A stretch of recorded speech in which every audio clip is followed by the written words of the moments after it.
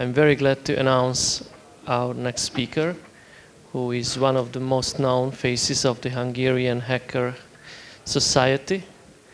Please welcome Mr. András Veres-Szentkirályi, DNet. And the topic is the universal security bug. András, please. Welcome, everyone. András Veres-Szentkirályi, and well, I started hardware hacking, although I didn't know it was called that when I started taking apart radios, because I got two cassette players of the same kind from my parents, and I screwed up both of them. So they didn't work, and then I took them apart, and from the two bad cassette players that were compatible because they were the same model, I combined them into one that was working, and that's how I began. And now I'm going to talk about, well, a little story. If I would wear a tie, I would say it's a case study, but since I'm not wearing one, it's a little story. Our main objective is to get data out of a really, really restricted environment. So think about spy movies when you are hanging from the ceiling like in Mission Impossible, and you have a PC that doesn't have network connectivity, so you couldn't channel your information out, or it has network connectivity, but it's not usable because there's a DLP on the line. You have an account, and you can access data, because that's what the DLP is about, that you can access it, but only in specific ways. And you can only connect the necessary equipment to view the screen, so you have like a VGA port, and you can connect your HID or human interface devices, which are usually a keyboard and a mouse. These are nowadays usually connected by USB, so you can whitelist the USB identifiers, so that you cannot connect like a flash drive or anything else that's weird. And of course, you have no other connections. So for example, there was a guy who sneaked data out from a system using the audio channel. So no, that's not available. There is no serial port, parallel port, SCSI, nothing like that. So I'm going to try to solve this problem by using USB. If you'd like to dive deep into USB, this talk is not the one for that, because that's a whole other talk, and I can recommend that URL. Visit it and watch it, because he's a great guy who gave that talk, and he's one of the main developers of libUSB, and he talks about why USB is, as I quote him, so much more than a serial port with a power. Because maybe some of you remember the parallel port, which was the really hacker-friendly port. You could just flip bits on it, and it would stay that way, and you could connect small devices that you developed. USB is not like that. It's one of the most hacker-unfriendly connector ever, and it's everywhere. I mean, there was FireWire, and Apple said that FireWire is highly superior than USB, and then who was the first vendor who put USB connectors on mice and keyboards? It was Apple. And now, in the last few years, they said that yeah, USB 2 sucks, but Thunderbolt is the next new thing, and USB 3 sucks. And now, in the latest MacBooks, they have USB 3. So USB is everywhere. It's in your car. You can even plug a phone in your car, and you can, well, charge it. And even in the EU, all phones have to have USB connectors. So it's definitely worth studying, especially that some PC vendors are now removing PS2 connectors so that you can connect USB devices to it. Our device will be the AVR Atmega 328. Maybe you've heard of it, or maybe you've heard as another name. It's the heart of the Arduino, the newer ones. I told you about this one at the last year's Hacktivity. It's like a small computer. I can show you here. This small little plastic thing, this is the device, and it's really like a small computer. It's running at 16 megahertz. It's, you know, like a computer 25 years ago. I mean, the Commodore 64 ran at 1 megahertz, and people did really great things with it, and it's got 16 megahertz. It has 2 kilobytes of RAM, which is really much if you use programming languages from the time when computers had this much memory, like C or C++. And it has storage both for code. You can upload your code. So it's not like a computer that has a separate CPU and storage devices and RAM. It's got all these in a single package. So if you give it power and give it a clock source, it works. And the really great thing why we need such thing is that it has lots of general purpose inputs and outputs, which means that there are simple metal pins. And you can say that I want 5 volts on that pin and I want 0 volts on that pin, and it does that. And it can be used for USB because, as I said, USB was not hacker-friendly. Why wasn't it? Because it has so high bandwidth, which is good for users who need great connectivity and speed. But it's not really good for hackers who doesn't have access to a special purpose-built hardware that could speak so fast to speak the protocol. But this little thing, it has 16 megahertz. In these speeds, it's really possible to just bit-bang USB, which means that you don't have a purpose-built hardware. You use a general-purpose hardware and say that, OK, at the right time, put 5 volts here. At the right time, put 0 volts there. And it just starts working. And there's a company called Objective Development. They built this VUSB library, where V stands for virtual, because it's not a hardware-based USB stack, but a software-based. And you can use it to create your own USB device using a simple $2 device like this, Atmega. And well, one of the first problems is with USB, and that's also part of why it's not hacker-friendly, is that how many of you know the voltage of the USB power line? You can show it with your hands, even. 3. Now, that's not a great answer. You said 5. Yes, it's 5 volts, and it's great. And then, do you know the voltage level of the data lines of the USB? Yes, 3.3 volts.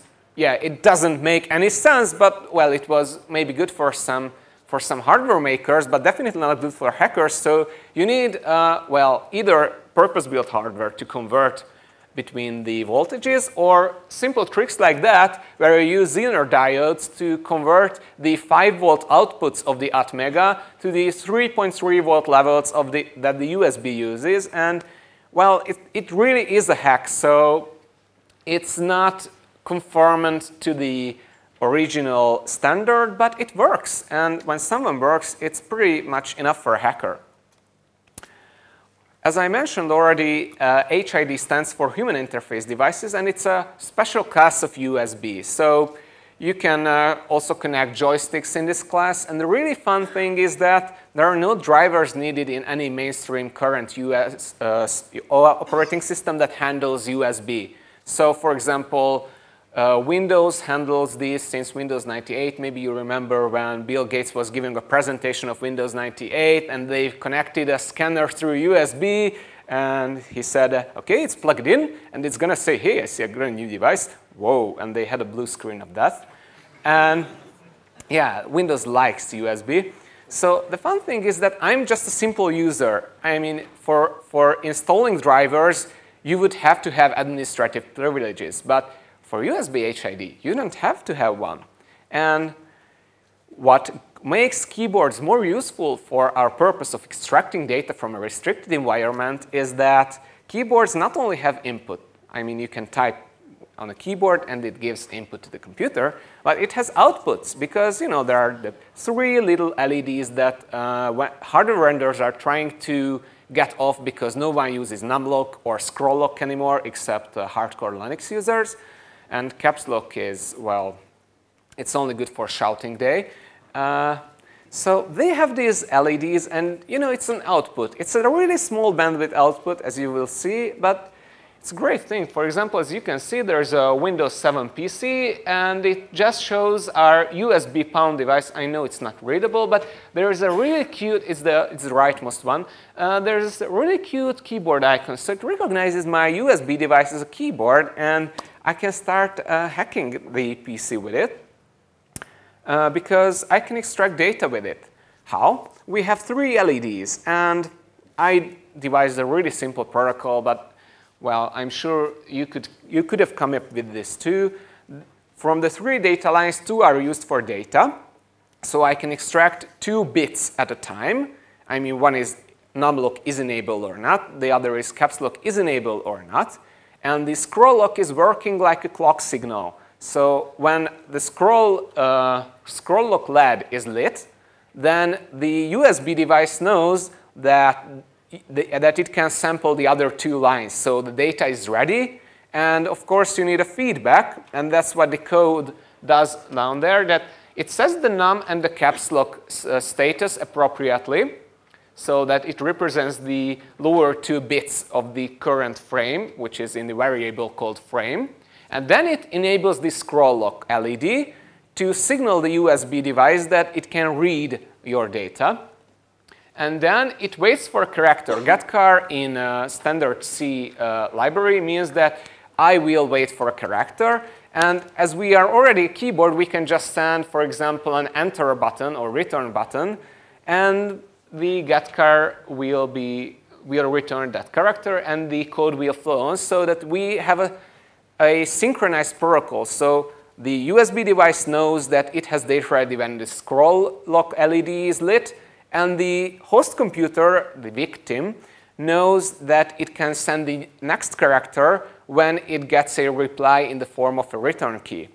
And then it disables scroll lock, and the whole thing starts again. This protocol is really dumb, and as you will see in the end, it's really slow because the devices have to wait for each other, and the device is already overloaded because USB was not developed to be implemented in such general purpose hardware, but it works. I can already show you how it works, but first, let's see how I can get the code that executes that data extraction process into a Windows box. I chose Windows because if I would have chosen otherwise, many people would have said that, okay, it works on Linux or BSD or any weird system, but Windows is protected because it's protected. And also because it has it was a challenge. So in Windows, you don't have any really great scripting engine installed. I mean, you don't have a Python shell, or you don't have a Bash shell. You have a really dumb DOS command line from the 1970s that, well, it can execute batch files, which were, I would say it was cool in the 1980s, but it wasn't even cool then. And then many people choose to use debug.com, which is also here from the 1980s, when you could really debug your system with it because it can read memory, write memory, and you could use it to enter in an executable by using the keyboard, because you can say that I want to create a new file, and I'm going to start typing hexadecimal numbers, and it will write those hexadecimal numbers as bytes into a file. The problem is that debug.com was written in an age when executables were limited to 64 kilobytes in size. Yeah, it's around the same era than when they said that 640 bytes will be, kilobytes will be enough for everyone. And then I would say that PowerShell is a really nice alternative. If you go onto GitHub, you can find really great projects that try to use the power of PowerShell for penetration testing purposes, but the problem is that it's not there on every Windows, so I couldn't rely on it. Also, if I try to give an executable code to a Windows box using a keyboard only, well, I can't type binary. Even if I use the Alt key and the numerical keypad to input character by character for 3 numbers. So for example, if I try to enter 0xFF, I would have to write Alt 255. So it's not an option. And also, there is no default editor on Windows that could accept such data. I mean, Notepad couldn't possibly handle binary data. It's designed for text. Hexadecimal is there for debug.com, but as I said, debug.com is limited, and also it's slow because you have to enter 2 keystrokes for 1 single byte. So there remains base 64, which is, well, maybe you know it, maybe you don't. It tries to make any binary content representable by plain text using the characters from A to Z, also in the big case, and also the numbers from 0 to 9, and 2 other characters. So that gives 64 characters. But the problem is that there is no equivalent on Windows like the Unix UU encode or UU decode. So you cannot just decode base64 like that. Or you can. I found that there is a really great thing in Windows, which is not really great, but old, and it's there in every Windows entry release. It's called Visual Basic Scripting. And you can create a Microsoft XML DOM document, which can create base64 elements. And if I give it some base64 encoded stream, I mean, I write it where it says %, data, %, then I can get the original binary data from it, and base64 is quite efficient. I mean, it's typable on a keyboard, and it only takes 4 bytes for every 3 bytes of input. So it only gives 33% plus, which is still better than the hexadecimal, which gives a 100% plus. So that's the code I found on the internet. I tried to copy and paste it together, and it works. So now I'm going to show it how it works. We should create a small executable file so that it won't take forever to upload it. So I don't know, maybe we should draw something. Well, to say that I didn't prepare it, I'm going to try to draw this scene. There are seats, and well, there is a guy with a tie, so I'm going to write his, and this is all I have. I tried to squeeze it into as little space as possible so it won't take that much time. I'm going to try to make it be as small as possible, but yes, I found it. And I save it, like food.png. And then I'm going to you see, it's 800 bytes, but I believe that's not big enough, so I use the Google recommended stuff, opti-png. You see, it decreased it to half. And now I'm going to try to base64 it. Yee, that's long. And I'm going to inject it into code. This is the code that, okay, it's already open otherwise. So this is the code that runs on the USB drive. It's going to be uploaded there. And this is the same code. Yeah, it's in a really fucked up color, so I'm going to turn off syntax coloring. Now you can see. So this is the same program, although it's a little bit compressed to save keystrokes. So the variable names are one characters only. But I can now erase the original stuff. That was a dummy file used for testing, and now I'm going to enter this copied stuff. Whoa, there is a line break. I hate line breaks. Why are they there? So I delete it, and I'm going to say to save it as a PNG file since it was a PNG file originally. Now I'm going to make clean, so there is no cheating. Make hex. There is a new main hex. You see, it's 3.3 kilobytes that already includes the VUSB driver, so it's really small. And I connect a programmer cable, and let's hope that demo effect doesn't show up, and it works perfectly. Wow. Cool, it works. So now I'm going to switch to a Windows 7 virtual machine, which is configured so that when I connect this specific USB device, it will forward it into the guest machine, so that we won't crash our own system. And I'm going to say Notepad.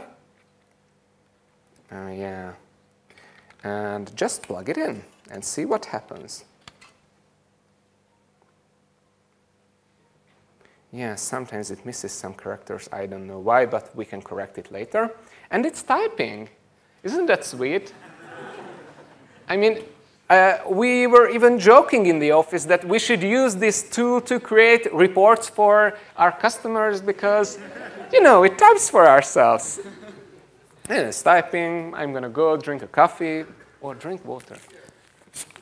Or beer, yes. I hope it's almost ready. And as you can see, it's pressing the shift continuously to write base64. Maybe you haven't ever tried before writing base64 by hand. You should try it so that you can feel what this USB thing is feeling. And yeah, it's almost done. There is this create object, write, and we're almost done. Now, the last thing I need to do is correct in the front. Because A was like create object, yeah, and set was needed. Yes, and I'm going to save it like Hacktivity.vbs, and I won't let it rename it to .txt because that would be worse. Now we have a Hacktivity VBS there, and let's hope it works. Okay, it did something. And okay, MS Paint, where are you? Oh, it looks similar, isn't it?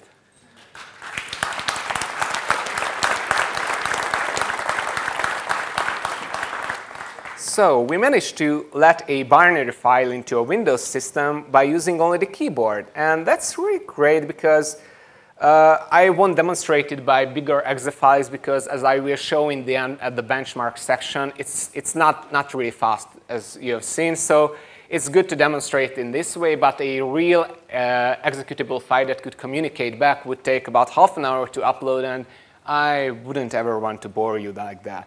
So the next part is get data out. So now I'm going to use this power again, and I'm going to create a secret file, like secret.hacktivity.txt. Yes, I'm going to create it. And let's see, there are 6 people in the first row, so that you know that I didn't prepare this file or something like that. And there is a blue pullover guy on the left. Yes, that's you. And now I'm going to save it and exit. Now if I type it, it's there. Woo! So, yeah, I know the font is unreadable. It sucks. I'm not a Windows guy. So now I'll try to send it using this host script. It requires a file name. So I'm going to type secret activity, and now the magic will begin. As you see, the numlock is blinking, and if you would stay here, you could see the caps lock blinking, but Microsoft really fucked up this keyboard, so you can't see the other thing. Every row means that 2 bits were transmitted on the wire, and well, it takes some time. And what it really does is the same that you've seen on the LED protocol slide. So it transmits bytes, and then it writes it into the EEPROM of this little device, and we can so that we can extract it later. So I hope it's almost done. It just processed some spaces. Yeah, I can see it, and I know you don't, but well, let's wait a little. You can even see in the right bottom corner that the USB device, that's the rightmost one, has a blue background because it's working continuously, because it's polling the USB line for, please get me some LED data, and then sending, oh, it sent the bytes, cool. And yeah, it's still working because it's waiting. So it doesn't know when the transmission has ended. So if I would start it again, it would write the 2 files continuously after each other on the EEPROM. But now I'm going to disconnect it and switch back to Linux.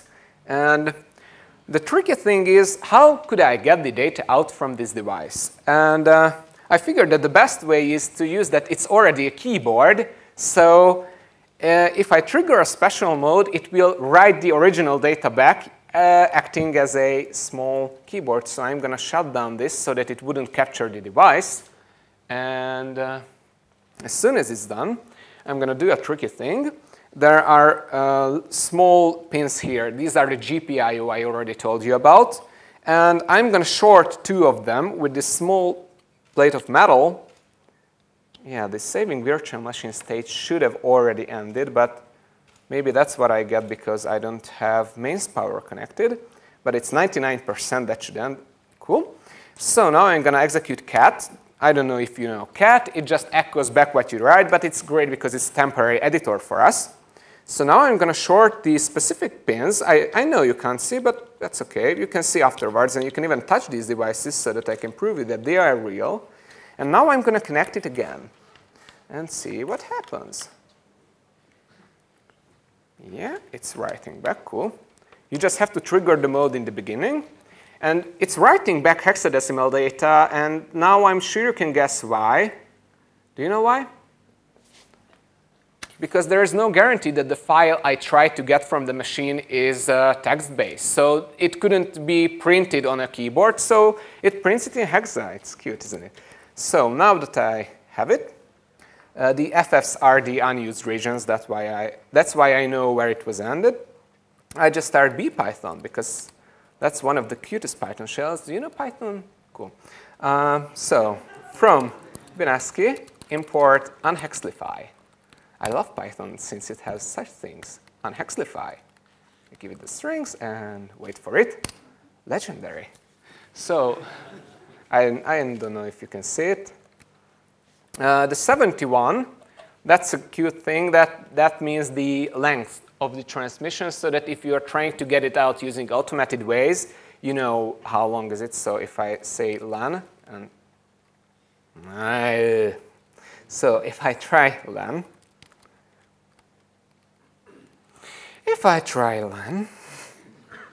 no, I won't give it up. I'll never give it up. Never gonna give you up. Okay.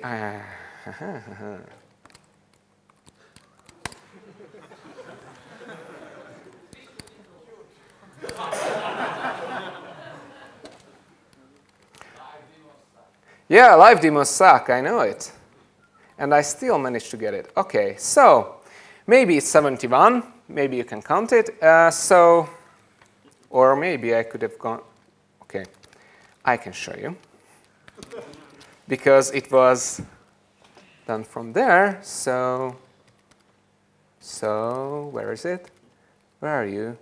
Secret hacktivity.txt, and this is 71 bytes. So I was right. Good for me.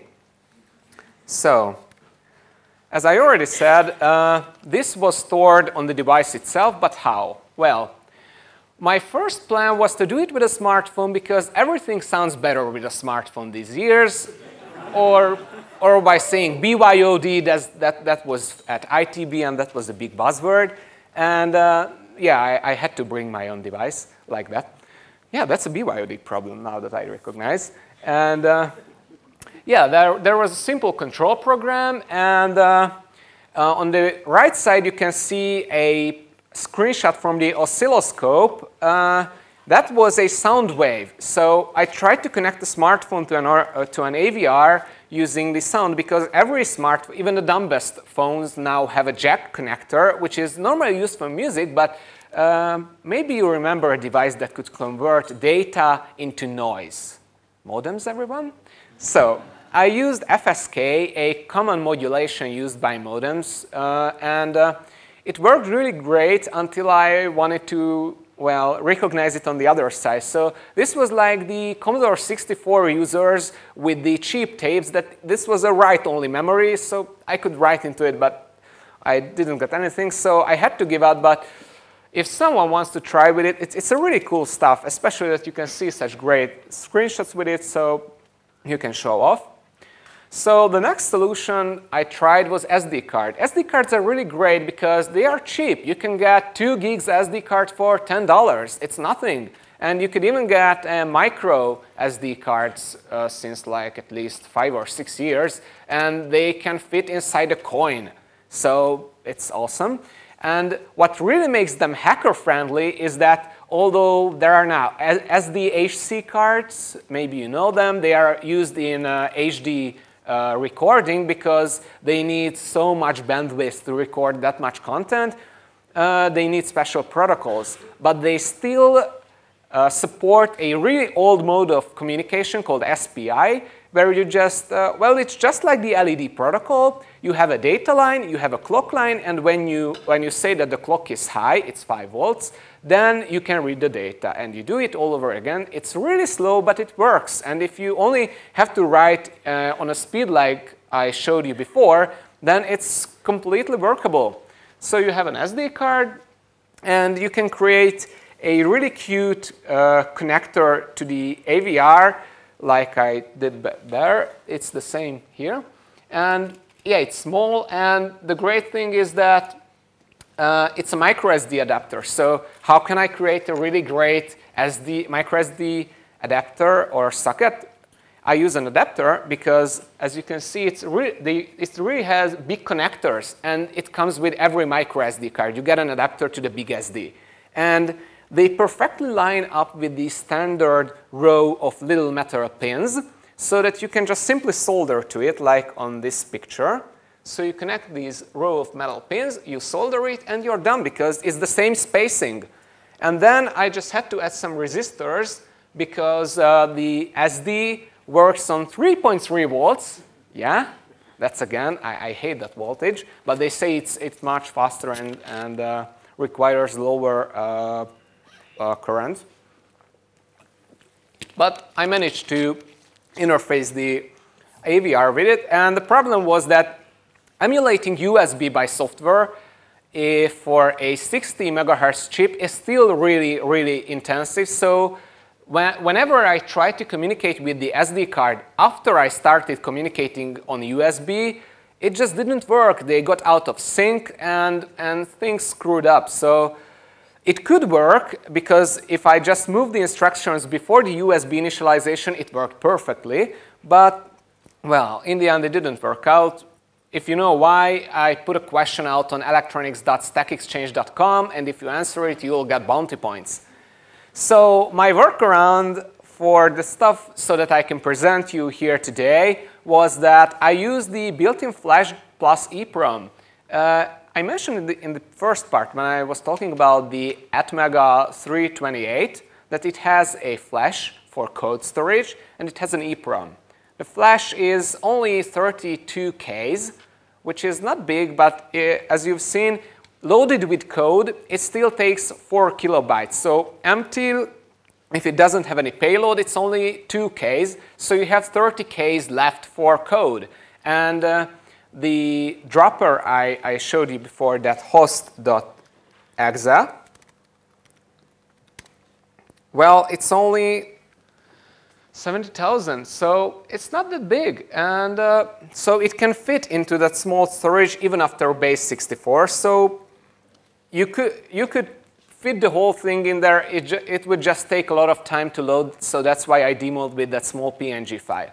And in the other direction, because the flash can only be read after the device is running because it's used for code purposes.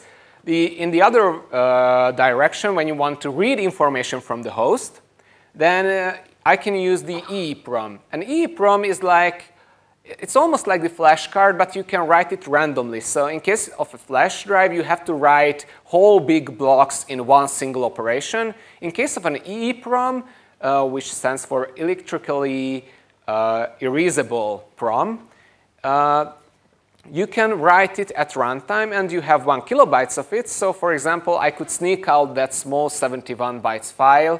But also, I mean, you could say that 1 kilobytes is nothing. What fits in 1 kilobytes beside scene demos? But hey, a 4096-bit private key perfectly fits in it. So if I only want to steal a private key from a secured PC, it's great for me. Also, if the file is bigger, I could do the thing that I put 1K into the EEPROM, disconnect the device, connect an SD card, and since the SD card can be operated when the USB is not working, I can copy 1 key from the EEPROM to the SD card and then do it from the beginning so that 1K by 1K, I can extract all the data from the computer. It's just pain in the ass, but it works. You can see how you can parameterize it because AVRs have a so-called Harvard architecture, which is different from the Neumann architecture where the data and the code is in the same place. Here the data and the code cannot be addressed like the same way. So you have to do special instructions to extract data from there, because if you just try to address it like any other variable, it won't work. And I made some benchmarks. As you can see, it's not so fast. So, well, the typing was 30 characters per second. So if you remove that 33rd% that the base64 encoding puts on it as an overhead, it's 10 bytes per second if you try to measure it by byte. When you try to read the LEDs, it's a little bit more than 1 byte per second, because if you try to remember, for transmitting 1 byte, you have to flash for every 2 bits 3 LEDs, so that's more than 12 flashes for a single byte, and that's not too bad if you just think of it that it was not designed for data transfer. And typing from EEPROM takes 4.5 bytes per second, because you have to type it in hexadecimal, and that has a 100% overhead, because you have to type 2 characters to get 1 byte.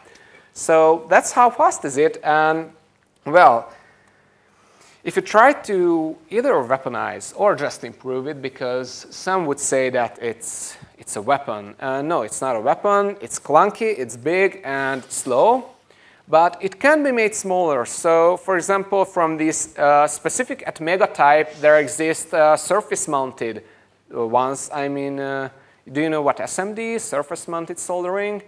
That's the one when they are not, the pins doesn't go through the PCB, the printed circuit board, but they are connected on the surface. And it's really small. They've got really tiny connectors.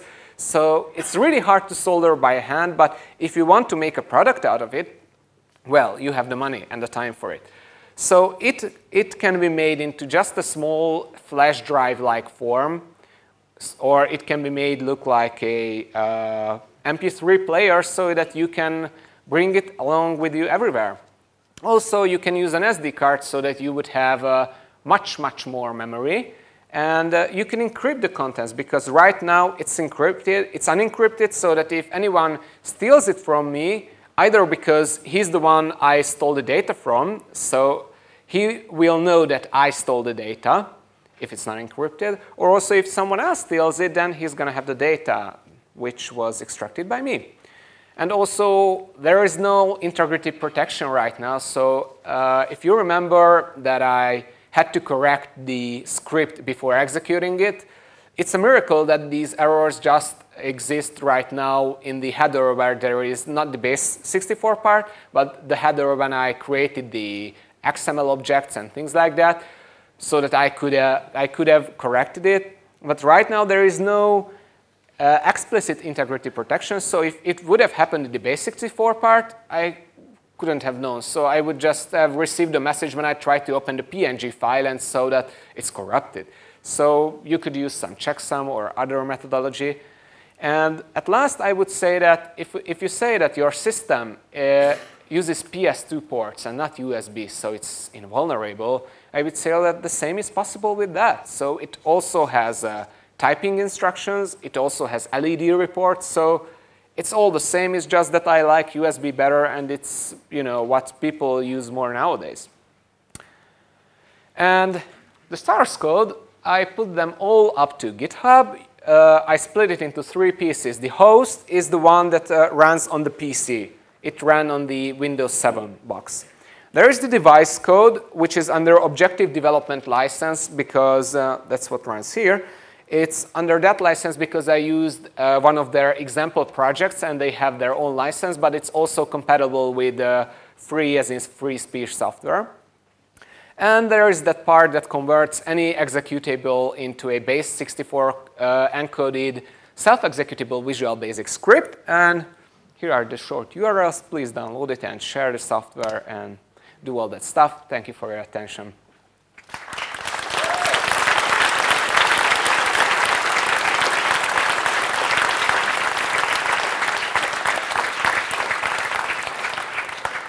Do you have any questions? There, this. What did you use base64 to Sorry? When do you use base 64 to extrapolate instead of hexadecimal? That's a great question. The thing is that encoding is done on the microcontroller itself. And base 64, it's much more complicated to do than simple hexadecimal encoding. So if I would just show you that how it works, it's much, much more simpler. I just have to reach that part. So as you can see, this part is where I read 1 byte from the EEPROM. And this is where I convert it into hexadecimal. It's a one-liner. You couldn't have done the same with base 64. Also, I can encode into hexadecimal by only accessing that single byte. To do the same with base 64, I would have had to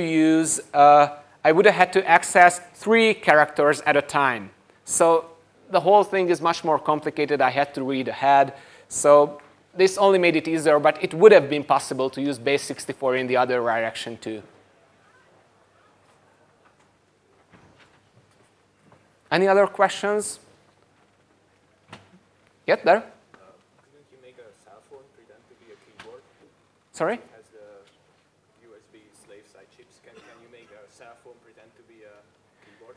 It depends. If the USB connection, he asked if a smartphone can pretend to be a keyboard, like in this case. It depends if the smartphone uses a special chip that they designed. So for example, many Nokia phones implemented USB by putting a USB to serial chip there. So if it's implemented in hardware, there's no way you can do it simpler than desoldering. But if it does it by software, for example, in case of some Android phones, you can try to fiddle with it. For example, there was a Hungarian guy, I don't remember his name. He made it possible for Android phones, certain Android phones, to control other USB devices because it was implemented in software. So if you fiddle with kernel code, you can do almost anything because it's done just like this, but the clock signal is much more faster. So it's easier to do it than this 60 megahertz stuff. I mean, smartphones now have gigahertz, so it's not the same. Other questions? Well, you can still reach me either outside, especially in the hackerspace area, and you can also touch the device and maybe also connect it to your own computer so that you can verify that it's working, or maybe you won't. And well, you guys have a great conference. Thanks for your attention.